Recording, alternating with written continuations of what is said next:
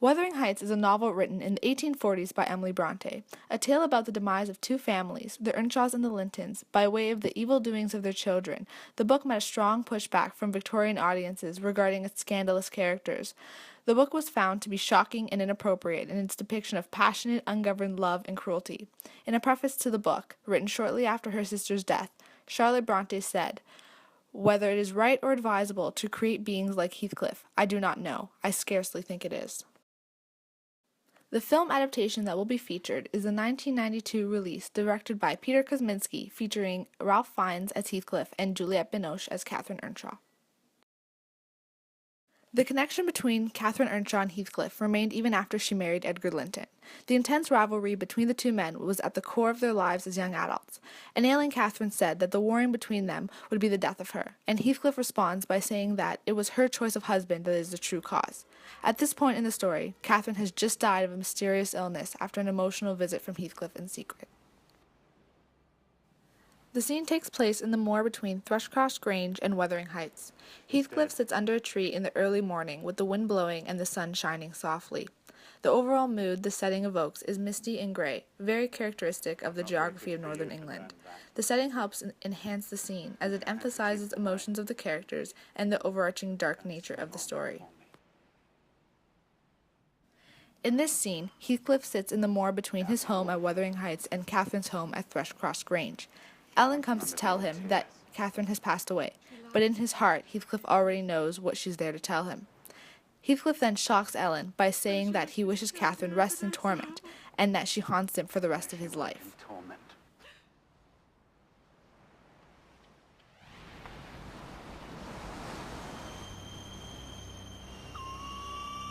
I pray one prayer. I repeat it till my tongue stiffens. Catherine Earnshaw, may you not rest as long as I am living. Heathcliff, don't! You said I killed you. Hold me then. I know that ghosts have wandered the earth. Be with me always. Take any form. Drive me mad. Only do not leave me. It is so peaceful I cannot find you.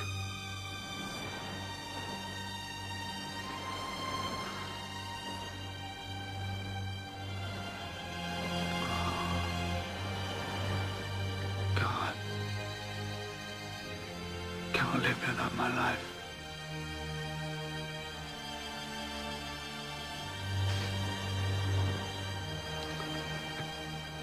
I cannot live without my soul. Heathcliff exhibits his intense emotions and finally declares, "I cannot live without my life. I cannot live without my soul." His motivation behind his harsh words stemmed from the resentments towards Catherine for choosing Edgar Linton instead of him. This scene is a turning point in the story, as Heathcliff loses his great love and childhood companion Catherine, and lives off the rest of his days in search of vengeance for the cruelty he's endured. Some directorial liberties come by way of the intensity of Heathcliff's monologue, as the lines have an angry undercurrent, but Fiennes delivers them softer and more broken. Also, an addition comes at the end of the scene where Edgar is shown placing a locket in her hands and softly kissing her, followed by Heathcliff breaking into the house and roughly grabbing and embracing her lifeless corpse. This shows the difference in the love shared between Catherine and Edgar and Catherine and Heathcliff. The score for the film was composed by Ryuichi Sakamoto. The music in the scene starts with Heathcliff's proclamation that Catherine should not rest in peace while he is still living. His words are not directed at Ellen, even though she is the only other person, but instead at Catherine, and the music underlines his distance from reality and the immorality of his words through its ominous tone. As the scene progresses, the music builds to its climax as Heathcliff breaks into the Grange to see Catherine. At this point, it takes on a romantic quality, to signify that the love shared by Catherine and Heathcliff was stronger than between her and her husband Edgar. Again, the scene is enhanced as the soundtrack creates a mini-narrative within this single scene that takes the viewer on a journey through Heathcliff's grief.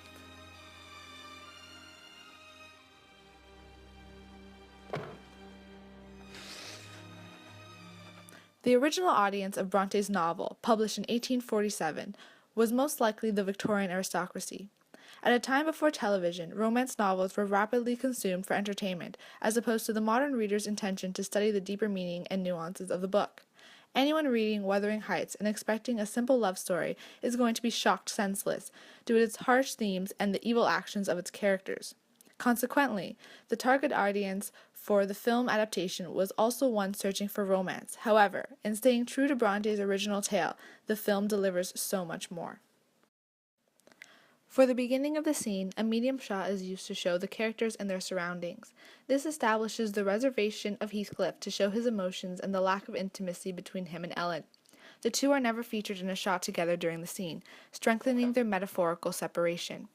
At the commencement of his monologue, Heathcliff is in a medium close-up, which captures the intensity of his words to Catherine's spirit. A dolly shot is used as he moves towards her coffin, as an instrument to evoke similar emotions in the audience as in Heathcliff. Similarly, when he embraces Catherine's corpse, a close-up is used and shows the wild and untamable grief and sorrow he feels. The lighting in the scene is dominated by natural light, with bits of sunshine. The lighting gives the scene an overall great quality, which emphasizes the mood and stays true to the setting. The scene depicts Heathcliff, played by Ralph Fiennes, and Ellen, played by Janet McTeer. Fiennes is the star of the scene, and his stunning performance exhibits Heathcliff's dark and brooding side, and shows us the overwhelming sadness he feels after his loss. In accordance with the time period and the setting, both characters are dressed in period clothing, featuring a long outer coat, a waistcoat, linen shirt, necktie, and knee breeches, and long leather boots on Heathcliff.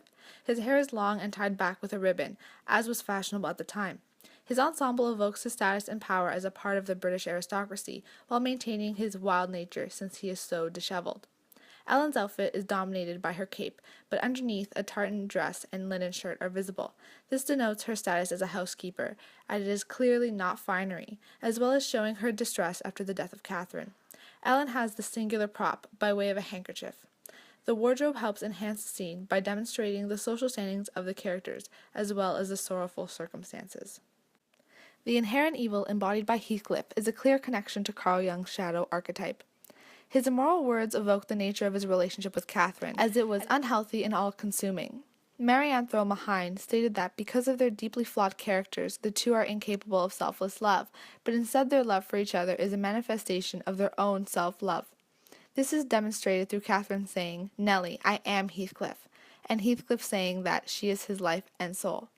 The selfish quality is a strong indication of the shadow throughout the novel and in this scene as well. The story is viewed through a gynocritical lens, explores the mind of Emily Bronte and how she saw her life. Choosing the correct husband is the central moral task set for the heroine of most 18th and 19th century novels, particularly those written by women. However, in Bronte's novel, marriage is not the answer to the problems in Catherine's life, as it usually is in domestic romantic fiction. This may be an indication of Bronte's struggle with the idea of marriage, whether it be because of personal inadequacies or her disagreement with the surrounding expectations for women. Catherine also becomes the object of a competitive struggle between two men, each of whom wants her to conform to his own version of her, which may represent Bronte's desire to live her life by her own accord, or her belief that if you do not do so, you are destined for destruction, similar to what transpired for Catherine Earnshaw.